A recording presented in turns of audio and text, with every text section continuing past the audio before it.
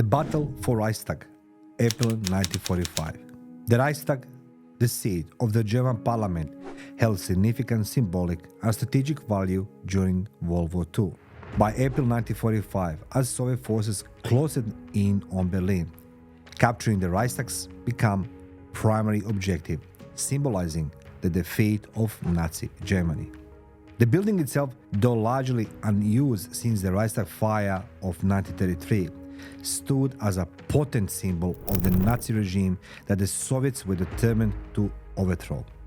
The Battle for Reichstag was one of the most brutal and intense engagements of Berlin offensive.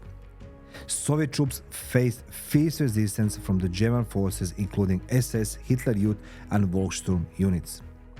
The urban combat environment of Berlin, with its ruined buildings and rubble-strewn streets, made the advance incredibly difficult and dangerous. The Soviet strategy involved encircling to the city to cut off German reinforcements and supplies, followed by the direct assault on the city center where the Reichstag was located. The final assault on the Reichstag began on April 29, 1945, and involved waves of Soviet infantry supported by artillery and tank fire.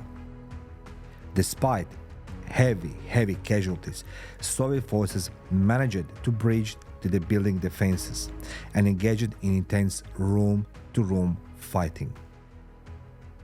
The iconic moment of the battle came on May 2, 1945, when the photographs captured Soviet soldiers raising the flag of the Soviet Union atop of the Reichstag. This image, although staged for propaganda purposes, became one of the most enduring images of the World War II, symbolizing the Soviet victory over Nazi Germany.